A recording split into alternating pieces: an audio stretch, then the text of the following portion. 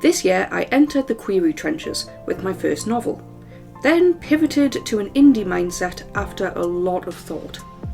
Worked with a professional editor for the first time via Readsy, and I ran my work by sensitivity readers for the first time.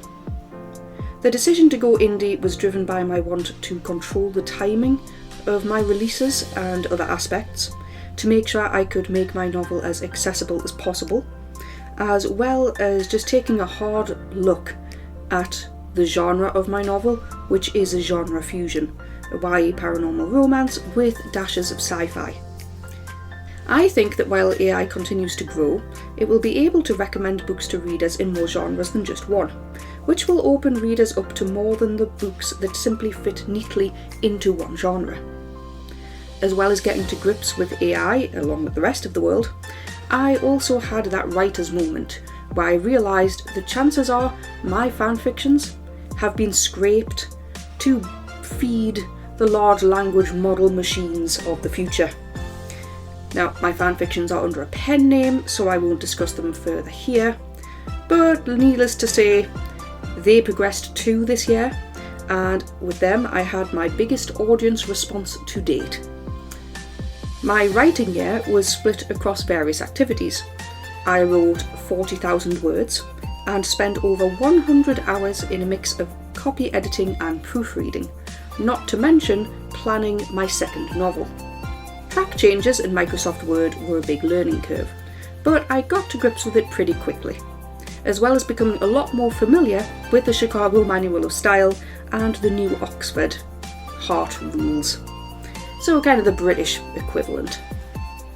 My first novel was longlisted for 2 writing awards, and I've explored interior formatting and some cover design concepts, as well as messed around with a few marketing ideas for novel 1. The way things are going, 2024 should be my debut publishing year for novels.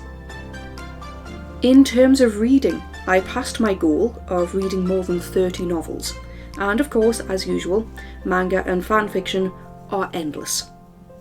And speaking of reading, I also found my name in a book this year.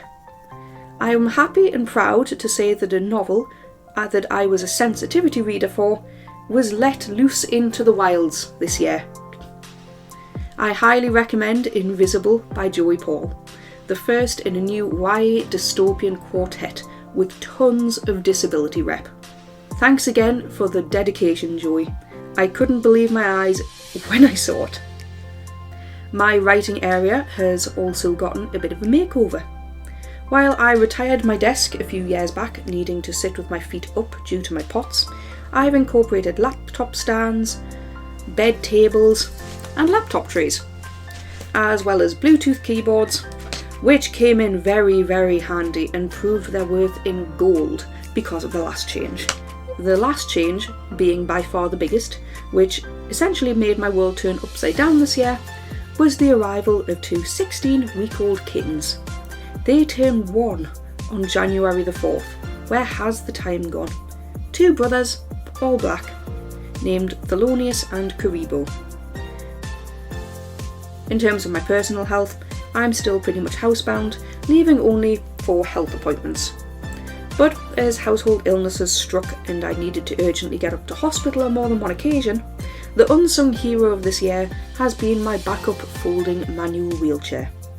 Wheelchair taxis became almost non-existent in my area after the pandemic, but after acquiring some rubber pushroom covers combined with some padded wheelchair gloves, I can now propel myself for short distances on flat indoor surfaces without my lips going blue too quickly.